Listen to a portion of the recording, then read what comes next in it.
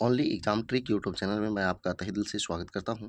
चलिए दोस्तों, आज का वीडियो जो है प्रकाश यानी लाइट से जुड़ा हुआ है और इसमें बहुत सारे प्रश्न जो है हम आपको करेंगे। थ्योरी के साथ साथ जो है आपका प्रीवियस ईयर क्वेश्चन का भी मिक्स है। ये लंबा वीडियो होगा, इसलिए लास्ट तक बने रहेंगे। रिवीजन सारे प्रश्नों का हो जाएगा, इसलिए आप लास्ट तक जरूर बने रहिएगा। उद्देश्य मेरा है ग्रुप डी के एग्जाम तक ज़्यादा से ज़्यादा जो है रिवीजन करा सके। चलिए स्टार्ट करते हैं पहले प्रश्नों से। प्रकाश की प्रकृति कैसी होती है? तो दोहरी प्रकृति होती है, तरंग और कण। यानी प्रकाश जो है तरंग भी है और कण भी है। प्रकाश का परावर्तन, अपवर्तन, सीधी रेखा में गमन, विवर्तन, व्यतिकरण व ध्रुवन इत्यादि प्रकाश की किस प्रकृति की व्याख्या पर आधारित है? तो प्रकाश के विद्युत चुंबकीय तरंग सिद्धांत पर आधारित है। प्रकाश विद्युत प्रभाव व कॉम्पटन प्रभाव प्रकाश की किस प्रकृति की व्याख्या पर आधारित है? तो प्रकाश की कण प्रकृति या प्रकाश के फोटोन सिद्धांत पर आधारित है। प्रकाश का फोटोन सिद्धांत किसके द्वारा प्रतिपादित किया गया था? तो आइंस्टीन के द्वारा प्रतिपादित किया था। प्रकाश का फोटोन सिद्धांत कहलाता है तो प्रकाश ऊर्जा के छोटे छोटे बंडलों या चलना पैकेट के रूप में चलना। प्रकाश ऊर्जा का संचरण निर्वात में कैसे होता है? तो विद्युत चुंबकीय तरंगों के रूप में होता है। जैव प्रकाश स्रोत क्या है? तो ऐसे जीव जो प्रकाश का उत्सर्जन करते हैं, जैसे जुगनू। प्रकाश का सर्वाधिक वेग कहाँ होता है? तो निर्वात में होता है, 3 × 10⁸ मीटर प्रति सेकंड। विभिन्न माध्यमों में प्रकाश की चाल, तो पानी में जो है 2.25 × 10⁸ मीटर प्रति सेकंड सब में लगा हुआ है। आगे देखिए, तारपीन के तेल में 2.04 × 10⁸। कांच में 2, ऐसे याद रख सकते हैं। रॉक साल्ट में 1.96, उतना ही है नायलॉन में भी। रॉक साल्ट और नायलॉन में उतना ही है, लेकिन पावर चेंज है, 10⁻10 होगा। ठीक है, इस तरह से याद रखना है। सौर विकिरण का परास क्या है? तो 400 से 700 नैनोमीटर। दृश्य प्रकाश का धैर्यमान प्रसार क्या है? तो 390 से 780 नैनोमीटर। दृश्य स्पेक्ट्रम के तरंगदैर्घ्य की सीमा क्या होती है? तो 3900 से 7400 एंगस्ट्रम। ये कहीं कहीं थोड़ा बहुत आगे पीछे भी मिलेगा। किस वैज्ञानिक ने सर्वप्रथम बतलाया कि श्वेत प्रकाश सभी रंगों के प्रकाश से मिलकर बना है? तो ये न्यूटन साहब ने बताए थे। प्रकाश सीधी रेखा में चलता चलता प्रतीत होता है क्योंकि प्रकाश का तरंगदैर्घ्य बहुत छोटा होता है। कॉस्मिक किरण, प्रकाश, इलेक्ट्रॉन एवं पराध्वनिक तरंग में से किसका वेग अधिकतम होगा? तो प्रकाश का वेग अधिकतम होगा। प्रकाश की गति किस माध्यम में जाते हुए न्यूनतम होती है? तो कांच माध्यम में, क्योंकि कांच का अपवर्तनांक ज़्यादा होता है, इसलिए। सूर्य से पृथ्वी तक प्रकाश को पहुंचने में लगभग कितना समय लगता है? तो 499 सेकेंड, यानी 8 मिनट 19 सेकेंड लगता है। चंद्रमा से परावर्तित प्रकाश को पृथ्वी तक आने में कितना समय लगता है? तो 1 मिनट 28 सेकेंड। सूर्य ग्रहण की घटना होती है जब सूर्य तथा पृथ्वी के बीच में चंद्रमा आ जाता है। चंद्र ग्रहण की घटना होती है जब सूर्य और चंद्रमा के मध्य में पृथ्वी आ जाती है। हर महीने ग्रहण क्यों नहीं दिखलाई पड़ते हैं? क्योंकि पृथ्वी का कक्ष तल चंद्रमा के कक्ष तल से के साथ 5 डिग्री का कोण बनाती है। प्रकाश का परावर्तन नियम होता है, तो आपतन कोण परावर्तन कोण के बराबर होता है। आपतित किरण, आपतन बिंदु और अभिलंब तथा परावर्तित किरण एक ही समतल में होते हैं। समतल दर्पण में प्रतिबिंब की कैसी स्थिति होती है? तो प्रतिबिंब दर्पण के उतने ही पीछे उतनी ही दूरी पर बनता है जितनी दूरी पर वस्तु दर्पण के आगे रखी गई है। दूसरा क्या है? तो काल्पनिक प्रतिबिंब बनता है और वस्तु के बराबर बनता है, लेकिन पार्श्व उल्टा बनता है। समतल दर्पण में किरणों के क्षय को रोकने के लिए किसका लेप किया जाता है? तो चांदी या पारे का लेप किया जाता है। समतल दर्पण से संबंधित कुछ विशेष तथ्य। यदि कोई व्यक्ति भी चाल से दर्पण की ओर चलता है तो उसे दर्पण में अपना टू भी चाल से अपनी ओर आता प्रतीत होता है। किसी वस्तु का पूर्ण प्रतिबिंब देखने के लिए दर्पण की लंबाई वस्तु की लंबाई की कम से कम आधी होनी चाहिए। यदि आपतित किरण को नियत रखते हुए दर्पण को थीटा डिग्री कोण से घुमा दिया जाए तो परावर्तित किरण 2 थीटा डिग्री कोण घूम जाती है। यदि दो समतल दर्पण थीटा डिग्री के कोण पर झुके हों तो उनके द्वारा उनके मध्य में रखी वस्तु के द्वारा बनाए गए प्रतिबिंबों की संख्या 360/4 थीटा -1 होगी। -1 तब होती है जब सम संख्या में आएगा तब। समतल दर्पण का उपयोग किया जाता है तो बहुरूपदर्शी, परिदर्शी एवं आईना में प्रयोग किया जाता है। युद्ध के समय बंकर में छिपे सैनिक जमीन पर चल रहे दुश्मनों की गतिविधियों को देखने हेतु किसका उपयोग करते हैं? तो परिदर्शी का। उत्तल और अवतल दर्पण किसके प्रकार हैं? तो गोलीय दर्पण के प्रकार हैं। समतल कोण पर झुके दो समतल दर्पण के मध्य कितने प्रतिबिंब बनेंगे? यानी 90 डिग्री दिया है तो 360/90 हो जाएगा। 9 चौको 36, 4 आएगा तो 4 में बोले थे सम संख्या रहेगा तो 1 घटा देना है, तो आंसर हो जाएगा 3 प्रतिबिंब। दो समानांतर दर्पणों के मध्य कितने प्रतिबिंब बनते हैं? तो अनंत प्रतिबिंब बनते हैं। दो समानांतर दर्पणों के मध्य कितने प्रतिबिंब बनते हैं? तो अनंत प्रतिबिंब बनते हैं। ट्रक चालकों या मोटर कारों में चालक के बगल में कौन सा पृष्ठ दृश्यक दर्पण लगा होता है? तो उत्तल दर्पण। सड़क पर लगे परावर्तक लैंपों में किस दर्पण का उपयोग होता है? तो उत्तल दर्पण का। दाढ़ी बनाने में किस दर्पण का उपयोग होता है? तो अवतल दर्पण का। आँख, कान, नाक डॉक्टरों द्वारा किस दर्पण का उपयोग किया जाता है मतलब जांच के लिए? तो अवतल दर्पण। गाड़ी के हेडलाइट, सर्चलाइट में किस दर्पण का प्रयोग करते हैं? तो अवतल दर्पण का। सोलर कुकर में कौन सा दर्पण प्रयुक्त होता है? तो अवतल दर्पण। सघन माध्यम से विरल माध्यम में गमन करते समय प्रकाश की चाल पर क्या प्रभाव पड़ता है? तो अभिलंब से दूर हट जाती है। जब प्रकाश एक माध्यम से दूसरे माध्यम में प्रवेश करता है तो क्या अपरिवर्तित रहता है? तो आवृत्ति जो है अपरिवर्तित रहता है, जबकि वेग, तरंगदैर्घ्य, अपवर्तनांक परिवर्तित हो जाते हैं। प्रकाश संश्लेषण की क्रिया में रूपांतरित ऊर्जा होती है तो प्रकाश से रासायनिक ऊर्जा में। प्रकाश सजावट एवं विज्ञापन में कौन सी गैस प्रयुक्त होती है? तो नियॉन गैस प्रयुक्त होती है। साबुन के पतले झाग में चमकदार रंगों का बनना किस घटना का परिणाम है? तो बहुलित परावर्तन और व्यतिकरण का उदाहरण है। स्नेल का नियम क्या है? तो किन्हीं दो माध्यमों के लिए आपतन कोण की ज्या तथा अपवर्तन कोण की ज्या का अनुपात एक नियतांक होता है, अर्थात साइन आई बटा साइन आर यानी म्यू बराबर। तो प्रकाश के अपवर्तन के कारण घटने वाली घटनाएं निम्नलिखित हैं। तो रात्रि के समय तारों का टिमटिमाना, पानी से भरे किसी बर्तन की तली में पड़ा हुआ सिक्का ऊपर उठा दिखाई देना, यह अपवर्तन के कारण होता है। जल के अंदर पड़ी हुई मछली वास्तविक गहराई से कुछ ऊपर उठी दिखाई पड़ती है। द्रव में अंशतः डूबी हुई छड़ी सीधी छड़ टेढ़ी दिखाई पड़ती है। ये सब जो है अपवर्तन के कारण होता है। सूर्योदय के समय कुछ समय पहले एवं सूर्यास्त के कुछ समय बाद तक सूर्य क्षितिज के नीचे होने पर भी हमें दिखाई पड़ता है, तो ये भी अपवर्तन के ही कारण होता है। पूर्ण आंतरिक परावर्तन की शर्तें होती है तो प्रकाश सघन माध्यम से विरल माध्यम में गमन करे, आपतन कोण क्रांति कोण से बड़ा हो, तो ये जो है शर्त है पूर्ण आंतरिक परावर्तन का। पूर्ण आंतरिक परावर्तन के कारण घटने वाली घटनाएं निम्न हैं। हीरे का अत्यधिक चमकना, रेगिस्तान में मरीचिका व ठंडे प्रदेशों में मरीचिका का दिखाई पड़ना, कांच का चटका हुआ भाग चमकीला दिखाई पड़ना, प्रकाशीय तंतु, पानी में हवा भरे बुलबुला का चमकना, कालिक से पूता हुआ गोला मतलब घर वगैरह या जो है चमकना। प्रकाशिक तंतु में संचार किस रूप में प्रवाहित होता है? तो प्रकाश तरंग के रूप में प्रवाहित होता है। सही कथन निम्नलिखित है। प्रकाशीय तंतु पूर्ण आंतरिक परावर्तन के सिद्धांत पर आधारित होता है। प्रकाशिक तंतु संचार तंत्र में ऊर्जा उपभोग कम करता है। प्रकाशिक तंतु संचार रेडियो आवृत्ति अवरोध से मुक्त रहता है। प्रकाशिक तंतु का उपयोग तो मनुष्य के शरीर के आंतरिक भागों के परीक्षण में, प्रकाश संकेतों के दूर संचार में, शरीर के अंदर लेसर किरणों को भेजने में। इंडोस्कोप यानी मरीज के पेट के अंदर के परीक्षण हेतु प्रयुक्त यंत्र है इंडोस्कोप। किस सिद्धांत पर कार्य करता है? तो प्रकाश के पूर्ण आंतरिक परावर्तन पर कार्य करता है। मरीचिका के लिए कौन से कारक उत्तरदायी है? तो स्थलीय तापन व पूर्ण आंतरिक परावर्तन।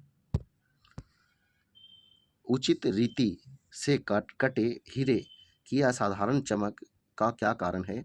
तो अति उच्च अपवर्तन सूचकांक के कारण यानी पूर्ण आंतरिक परावर्तन के कारण। त्रिविमीय तकनीक कहलाती है तो होलोग्राफी कहलाती है। तड़ित की चमक उसकी गर्जन से पूर्व ही सुनाई दे जाती है, क्योंकि प्रकाश की गति ध्वनि की गति की अपेक्षा अधिक होती है यानी ज़्यादा होती है। प्रकाश कनिका सिद्धांत सर्वप्रथम जो है न्यूटन ने दिया। प्रकाश का तरंग सिद्धांत हाइजन ने दिया। प्रकाश के व्यतिकरण का सिद्धांत जो है थॉमस यंग ने दिया। प्रकाश का वेग सर्वप्रथम मापा तो रोमर ने मापा। अब देखिए यंत्र है और उसका निरीक्षण है, तो ऑरिस्कोप या ऑटोस्कोप कान के आंतरिक भाग का निरीक्षण में, गैस्ट्रोस्कोप पेट का निरीक्षण में, और ब्रोंकोस्कोप गले और फेफड़े के निरीक्षण में। हीरे के लिए क्रांति कोण का मान कितना होता है तो 24 डिग्री होता है। किसी उत्तल दर्पण में अनंत तथा दर्पण के ध्रुव के बीच रखी वस्तु के प्रतिबिंब की प्रकृति क्या होती है? आभासी व सीधा। उत्तल दर्पण से प्रत्येक दशा में प्रतिबिंब दर्पण के पीछे वस्तु से छोटा, सीधा एवं आभासी बनता है। वातावरण में प्रकाश का विसरण किसकी वजह से होता है तो धूलकण के वजह से होता है, धूलकण के कारण होता है। यदि एक व्यक्ति भी चाल से दर्पण की ओर चलता है तो उसे दर्पण में अपना प्रतिबिंब किस चाल से अपनी ओर आता हुआ प्रतीत होगा तो 2b चाल से।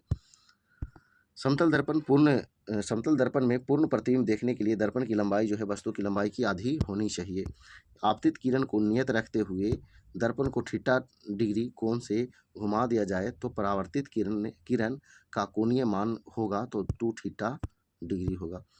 अंतरिक्ष व चंद्रमा से आकाश का रंग कैसा दिखता है तो काला दिखता है। सूर्य से आने वाली प्रकाश की किरणों को किस दर्पण की सहायता से एक बिंदु पर केंद्रित किया जा सकता है तो वो है अवतल दर्पण। अवतल दर्पण। आगे देखिए दर्पण बनाने में किस यौगिक का लेप लगाया जाता है तो सिल्वर नाइट्रेट का AgNO3 का प्रयोग किया जाता है। दूरदर्शन के संकेत एक निश्चित दूरी के बाद क्यों नहीं मिलते हैं? क्योंकि पृथ्वी की सतह वक्राकार है। पृथ्वी की सतह वक्राकार है। लेंस की क्षमता क्या होती है तो लेंस की क्षमता फोकस दूरी का व्युत्क्रम होता है, यानी P = 1/f डायोप्टर। लेंस की क्षमता का मात्रक डायोप्टर होता है। 1 मीटर फोकस दूरी वाले लेंस की क्षमता कितनी होगी तो 1 डायोप्टर होगा। उत्तल लेंस व अवतल लेंस की क्षमता क्या होती है तो उत्तल लेंस की क्षमता धनात्मक और अवतल लेंस की क्षमता ऋणात्मक होती है। संयुक्त लेंस की क्षमता क्या होती है? दोनों लेंसों की क्षमता का योग के बराबर, अर्थात P = P1 + P2। आगे देखिए लेंस को किसी द्रव में डुबाने पर क्या प्रभाव पड़ता है? लेंस की फोकस दूरी व क्षमता दोनों बदल जाती है, अर्थात यह लेंस व द्रव के अपवर्तनांक पर निर्भर करता है। आगे देखिए म्यू जो है अपवर्तनांक वाले लेंस को म्यू डैश अपवर्तनांक वाले द्रव में डुबोए जाए तो निम्न 3 स्थितियां उत्पन्न होती है। म्यू जो है बड़ा होगा म्यू डैश से, यानी लेंस की क्षमता घट जाती है, लेंस की फोकस दूरी बढ़ जाती है, लेंस की प्रकृति पर कोई प्रभाव नहीं पड़ेगा, तो ये पहला स्थिति हुआ। दूसरा स्थिति होगा क्या कि म्यू और म्यू डैश दोनों बराबर होंगे तो लेंस की क्षमता घट जाती है, लेंस की फोकस दूरी अनंत हो जाएगी, लेंस समतल प्लेट की भांति व्यवहार करता है, तो ये दूसरा स्थिति थी। तीसरा स्थिति क्या होगा कि म्यू से बड़ा होगा म्यू डैश। इस स्थिति में लेंस की क्षमता घट जाती है, लेंस की फोकस दूरी बढ़ जाती है, लेंस की प्रकृति भी बदल जाएगी, अर्थात उत्तल लेंस अवतल लेंस की भांति व अवतल लेंस उत्तल लेंस की भांति व्यवहार करने लगेगा। तो ये 3 स्थितियाँ थी। प्रकाश का वर्ण विक्षेपण क्या है तो सूर्य के श्वेत प्रकाश का अपने अवयवी रंगों में विभक्त होने की क्रिया कहलाती है क्या तो वर्ण विक्षेपण। ये आपका दिया हुआ भी है। आगे देखिए प्रकाश का रंग किससे निर्धारित होता है तो तरंगदैर्घ्य से निर्धारित होता है। भिन्न भिन्न रंग के प्रकाश का तरंगदैर्घ्य भिन्न भिन्न होता है। किन किन रंगों का वर्ण विक्षेपण सर्वाधिक व न्यूनतम होता है तो वर्ण विक्षेपण जो है सबसे अधिक जो है बैंगनी का होता है, सबसे कम जो है लाल का होता है। इन रंगों में प्रकाश की चाल सबसे कम व अपवर्तनांक सबसे अधिक होती है तो बैंगनी रंग में, इसमें प्रकाश की चाल कम होती है लेकिन अपवर्तनांक जो है सबसे अधिक होती है। अब देखिएगा प्रकाश के रंग है, वर्ण विक्षेपण है, अपवर्तनांक है और तरंगदैर्घ्य है, चाल और वेग है। ध्यान दीजिएगा इसमें वर्ण विक्षेपण और अपवर्तनांक दोनों जो है एक जैसा है और बाकी तरंगदैर्घ्य और चाल और वेग जो है एक जैसा है। देखिए इसमें जो है कह सकते हैं कि वर्ण विक्षेपण जो है जो लाल होगा उसका सबसे कम होगा, जबकि अपवर्तनांक भी उसका सबसे कम होगा, लेकिन लाल का तरंगदैर्घ्य और वेग जो है सबसे अधिक होगा। बात समझ रहे हैं? अब बाकी सब उसी अनुसार से सजाया हुआ है, आप समझ रहे होंगे। चलिए नीला प्रकाश, हरा प्रकाश, लाल प्रकाश व पीला प्रकाश में किसमें उच्चतम ऊर्जा होती है तो नीला प्रकाश में होता है। किसी तरंग की ऊर्जा उसके तरंगदैर्घ्य के व्युत्क्रमानुपाती होता है। कौन सा रंग प्रिज्म द्वारा सबसे कम विचलित होती है तो वो है लाल। हमें वास्तविक सूर्योदय से कुछ मिनट पूर्व ही सूर्य के दिखाई देने का क्या कारण है? तो प्रकाश का अपवर्तन का कारण है। क्षितिज के समीप सूर्य एवं चंद्रमा के दीर्घवृत्ताकार दिखाई देने का क्या कारण है? प्रकाश का अपवर्तन के कारण ऐसा होता है। ट्रैफिक सिग्नल में लाल रंग के प्रकाश का उपयोग क्यों करते हैं? क्योंकि लाल रंग की तरंगदैर्घ्य सर्वाधिक होती है और इसका विचलन कम होता है। सूर्य प्रकाश के अदृश्य भाग से प्रकाश संश्लेषण की क्रिया किसके द्वारा संपन्न होती है? तो बैक्टीरिया द्वारा। सही तथ्य है तो खतरे का सिग्नल लाल रंग का बनाया जाता है। लाल रंग का प्रकीर्णन सबसे कम होता है। प्रकाश का नीला रंग किस कारण होता है? तो प्रकाश के प्रकीर्णन के कारण होता है। किसके अनुसार किसी रंग का प्रकीर्णन उसकी तरंगदैर्घ्य पर निर्भर करता है एवं प्रकीर्णन तरंगदैर्घ्य के व्युत्क्रमानुपाती होता है? तो वो है कहे थे कौन? Lord Raleigh. लॉर्ड रैले ने ये कहे थे। घास का रंग हमें हरा दिखाई देता है क्योंकि यह हरे रंग के प्रकाश को हमारी आंखों पर परावर्तित करती है। प्रसारी विश्व की संकल्पना किस पर आधारित है? तो डॉपलर प्रभाव पर आधारित है। धूप से बचने के लिए छातों में कौन सा रंग संयोजन उचित होगा? तो ऊपर में सफेद और नीचे में काला। प्रकाश तरंगों का व्यतिकरण कहलाता है जब समान आवृत्ति के दो प्रकाश तरंगें किसी माध्यम में एक ही दिशा में गमन करती है तो उनके अध्यारोपण के फलस्वरूप प्रकाश की तीव्रता में परिवर्तन हो जाता है। ये समपोषी व्यतिकरण और विनाशी व्यतिकरण क्या है? तो दोनों तरंगें समान कला में मिलती है तथा प्रकाश की परिणामी तीव्रता अधिकतम होती है। दोनों तरंगें विपरीत कला में मिलती है, वहाँ समान कला में, यहाँ विपरीत कला में मिलती है, वह प्रकाश की परिणामी तीव्रता न्यूनतम होती है। कौन सा रंग इंद्रधनुष के मध्य में दिखाई देता है? तो वो है हरा रंग। इंद्रधनुष में दृश्य रंगों का क्रम निम्न होता है: लाल, नारंगी, पीला, हरा, नीला, जामुनी, बैंगनी। पूर्ण आंतरिक परावर्तन व अपवर्तन द्वारा वर्ण विक्षेपण का सबसे अच्छा उदाहरण है तो वो है इंद्रधनुष। प्राथमिक इंद्रधनुष के दोनों सीमांत वर्णपट होते हैं तो बैंगनी और लाल होते हैं। प्राथमिक इंद्रधनुष और द्वितीयक इंद्रधनुष। तो जल की बूंदों पर आपतित होने वाली सूर्य की किरणों का 2 बार अपवर्तन व 1 बार परावर्तन होता है, जबकि जल की बूंदों पर आपतित होने वाली सूर्य की किरणों का 2 बार अपवर्तन और 2 बार परावर्तन होता है। यहाँ परावर्तन 1 बार था प्राथमिक में और यहाँ परावर्तन 2 बार है। इसमें लाल रंग बाहर की ओर और बैंगनी रंग अंदर की ओर होता है। इसमें बैंगनी रंग बाहर की ओर और लाल रंग अंदर की ओर होता है, यानी उल्टा दोनों का है। द्वितीयक इंद्रधनुष प्राथमिक इंद्रधनुष की अपेक्षा कैसा दिखाई पड़ता है? तो वो धुंधला दिखाई पड़ता है। प्राथमिक रंग कौन कौन से होते हैं? तो लाल, हरा, नीला। द्वितीयक रंग कौन कौन से होते हैं? तो मैजेंटा, पीकॉक और नीला, पीकॉक, नीला और पीला। यानी कि कह सकते हैं कि मैजेंटा, पीकॉक, नीला और पीला। पूरक रंग किसे कहते हैं? जिन दो रंगों को मिलाने से सफ़ेद रंग प्राप्त होता है उसे पूरक रंग कहते हैं। जैसे लाल और पीकॉक नीला मिलाने पर जो है सफ़ेद बनेगा, नीला और पीला मिलाने पर सफ़ेद बनेगा। पुताई के रंगों के लिए प्राथमिक रंग कौन से हैं? तो नीला, पीला और लाल। प्रकाश के रंग का निर्धारक क्या है? तो प्रकाश का तरंगदैर्घ्य है। प्रकाश का व्यतिकरण सिद्धांत सर्वप्रथम किसने दिया था? तो थॉमस यंग नामक वैज्ञानिक ने। यातायात संकेत पर जड़ी हुई कांच की छोटी छोटी कणिकाएं प्रकाश पड़ने पर तेजी से क्यों चमकने लगती हैं? तो क्योंकि प्रकाश का पूर्ण आंतरिक परावर्तन होता है। पढ़ने में किस लेंस का उपयोग होता है? तो उत्तल लेंस का उपयोग होता है। जब जल में वायु का बुलबुला किस लेंस की भांति व्यवहार करता है? तो वह अवतल लेंस की भांति व्यवहार करता है, यानी अपसारी लेंस की भांति व्यवहार। जल में वायु का बुलबुला किस लेंस की भांति दिखलाई पड़ता है? तो उत्तल लेंस की भांति। 1.5 मीटर लंबे व्यक्ति को अपना पूर्ण प्रतिबिंब देखने के लिए आवश्यक दर्पण की लंबाई क्या होगी?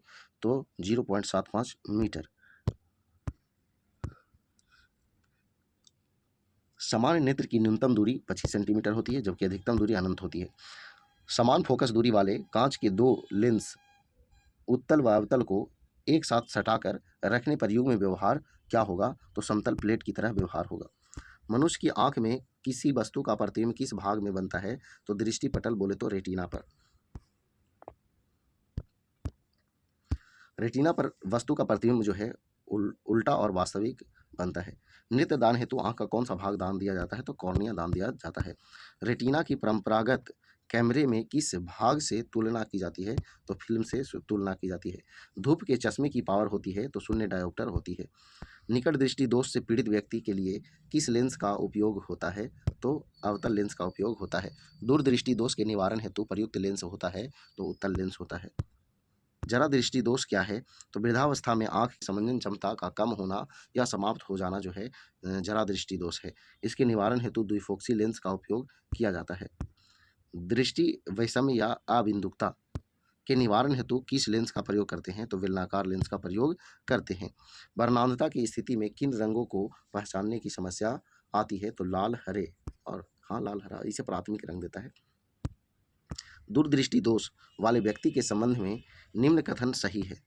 व्यक्ति को दूर की वस्तु स्पष्ट दिखाई पड़ती है, सही बात है। वस्तु का प्रतिबिंब रेटिना के पीछे बनता है, सही बात है। लेंस की गोलाई कम हो जाती है, सही बात है। निवारण हेतु उत्तल लेंस का उपयोग करते हैं। तो ये सारे प्रश्न इंपॉर्टेंट है। आगे, रंगीन टेलीविजन में कौन से 3 आधारभूत रंगों का मिश्रण होता है? तो वही लाल, हरा और नीला प्राथमिक रंग का मिश्रण होता है। सूर्य के प्रकाश में रंगों की संख्या होती है तो 7 होती है। पेट्रोल की बूंदें जल के ऊपर पड़ती है तो विभिन्न रंग दिखाई देने का क्या कारण है? तो प्रकाश का व्यतिकरण। प्रकाश रासायनिक धुंध का निर्माण होता है। प्रकाश रासायनिक धुंध का निर्माण होता है तो असंतृप्त हाइड्रोकार्बन तथा नाइट्रोजन ऑक्साइड पर सूर्य के प्रकाश की क्रिया के फलस्वरूप ऐसा होता है। दृश्य प्रकाश संचार के संदर्भ में सही कथन है।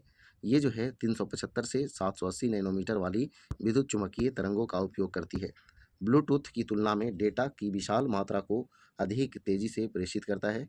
VLC में विद्युत चुम्बकीय व्यतिकरण नहीं होता है। LED के संदर्भ में सही कथन है। अन्य प्रकाश स्रोत की तुलना में ऊर्जा की कम खपत होती है, सही बात है। अन्य प्रकाश बल्बों की अपेक्षा अधिक अवधि तक कार्य करते हैं। वर्तमान में इनका उपयोग ट्रैफिक सिग्नल लाइटों में भी हो रहा है। इसका मुख्य प्रकाशोत्पादक घटक गैलियम आर्सेनाइड होता है। गैलियम आर्सेनाइड होता है।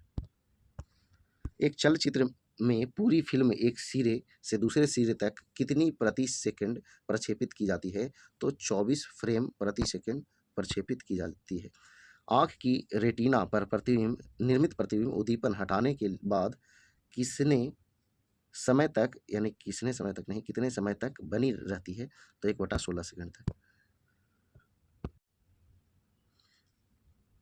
हीरा अपने ही आकार के अनुकारी कांच से अधिक झिलमिलाता है क्योंकि हीरे का अपवर्तनांक कांच के अपवर्तनांक से अधिक होता है। कांच निर्वात जल एवं वायु में से किस में प्रकाश की गति न्यूनतम होती है? तो कांच में न्यूनतम होती है।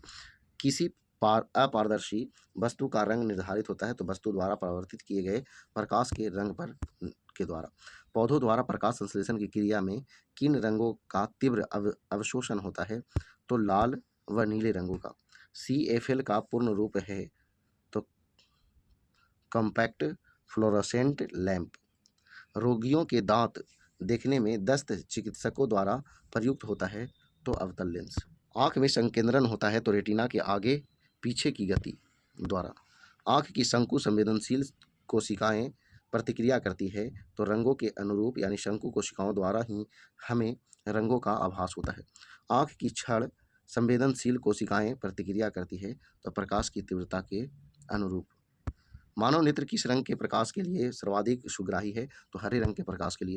खगोलीय दूरदर्शी से कैसा प्रतिबिंब बनता है? तो काल्पनिक और बड़ा प्रतिबिंब बनता है। खोज बत्ती में कौन सा दर्पण प्रयुक्त होती है? नतोदर दर्पण प्रयोग होता है। हरे कांच की प्लेट लाल रंग के प्रकाश में दिखाई पड़ती है तो काली दिखाई पड़ती है। टिंडल प्रभाव प्रकाश के किस गुणधर्म का पालन करता है? तो प्रकाश के प्रकीर्णन गुणधर्म का पालन करता है। आगे देखिए टिंडल प्रभाव क्या है। तो जब प्रकाश किसी कोलाइडी माध्यम से गुजरता है तो प्रकाश का प्रकीर्णन होता है तथा प्रकाश का मार्ग दिखाई देने लगता है। इसे ही टिंडल प्रभाव कहते हैं।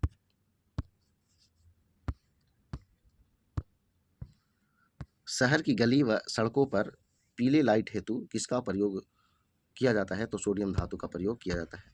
अब देखिए बीमारी है और उसका प्रयुक्त लेंस है तो मायोपिया को दूर होगा अवतल लेंस से, हाइपरमेट्रोपिया उत्तल लेंस से, प्रेस बायोपिया द्विफोक्सी लेंस से और अबिंदुकता जो है आपका बेलनाकार लेंस से। सूर्य की किरणों की तीव्रता का मापक यंत्र है तो एक्टियोमीटर। एक्टियोमीटर। किस रंग के प्रकाश व उसके प्रकीर्णन में क्या संबंध है? किसी रंग के प्रकाश व उसके प्रकीर्णन में क्या संबंध है? तो प्रकाश की मात्रा यानी अल्फा बराबर 1/γ4। कैमरे के अभिदृश्यक में कौन सा लेंस प्रयुक्त होता है? तो उत्तल लेंस प्रयुक्त होता है। फोटोग्राफी में फिल्म पर किस यौगिक का उपयोग किया जाता है? सिल्वर ब्रोमाइड का उपयोग किया जाता है। फोटोग्राफी में प्रयुक्त हाइपो का रासायनिक नाम क्या है? Sodium thiosulphate. फोटोग्राफी में प्रयुक्त सोडियम थायोसल्फेट किस भांति व्यवहार करता है? तो उपचायक की भांति। प्रकाश से संबंधित विभिन्न परिघटनाएं हैं और उसका कारण है। तो पानी में पैदा हुए बुलबुले का चमकना तो पूर्णांतरिक परावर्तन के कारण होता है। हीरे का चमकना पूर्णांतरिक परावर्तन। मृग मरीच का बनना पूर्णांतरिक परावर्तन। वास्तविक सूर्योदय से पूर्व सूर्य का दिखाई पड़ना अपवर्तन का कारण होता है। आकाश व समुद्र का नीला रंग प्रकीर्णन के कारण होता है। सूर्योदय व सूर्यास्त के समय सूर्य का लाल रंग दिखना तो अन्य रंग के प्रकाश का प्रकीर्णन, लाल रंग के प्रकाश का न्यूनतम प्रकीर्णन होता है, यानी कि लाल रंग का प्रकीर्णन जो है सबसे कम होता है। साबुन के बुलबुले का रंग बिरंगा दिखना जो है व्यतिकरण का के कारण होता है। इंद्रधनुष का दिखना तो ये वर्ण विक्षेपण, परावर्तन, अपवर्तन, पूर्णांतरिक परावर्तन और परावर्तन सभी के कारण होता है। तारों का टिमटिमाना अपवर्तन के कारण होता है। जल की सतह पर फैली हुई किरोसिन तेल की परत का सूर्य के प्रकाश में रंगीन दिखाई देना किस क्रिया का परिणाम है? तो प्रकाश तरंगों का व्यतिकरण। प्रकाश स्रोत जैसे विद्युत बल्ब, मोमबत्ती, ट्यूबलाइट आदि से उत्सर्जित प्रकाश होता है तो अध्रुवित प्रकाश होता है। समतल ध्रुवित प्रकाश उत्पन्न करने के लिए किसका प्रयोग किया जाता है? तो पोलराइड का प्रयोग किया जाता है। सिनेमा घरों में कौन से चश्मे पहनकर 3 विमाओं वाले चित्रों को देखा जाता है? तो पोलराइड से बने चश्मे। सूर्य का उदय और अस्त होते समय लाल दिखाई देना किस क्रिया पर आधारित है? तो प्रकाश के प्रकीर्णन पर। वर्णांधता किस प्रकार की बीमारी है? तो आनुवांशिक बीमारी है। खगोलीय दूरबीन की खोज किसने की थी? तो केपलर ने की थी। सर सीवी रमन को किसके सर सीवी रमन को उनके किस प्रयोग के लिए नोबेल पुरस्कार प्रदान किया गया था? तो प्रकाश प्रकीर्णन हेतु। किस प्रकाश में उच्चतम ऊर्जा होती है? तो नीला प्रकाश में। असंतृप्त हाइड्रोकार्बन तथा नाइट्रोजन ऑक्साइड पर सूर्य के प्रकाश की क्रिया के फलस्वरूप किसका निर्माण होता है? प्रकाश रासायनिक धुंध का निर्माण होता है। तो चलिए दोस्तों, इस तरह से जो है ये प्रकाश से जुड़े हुए बहुत सारे प्रश्न थे, सभी इंपॉर्टेंट थे। तो चलिए, वीडियो पसंद आया तो वीडियो को लाइक करें, दोस्तों शेयर करें। तो आज बस इतना ही। जय हिंद, जय भारत।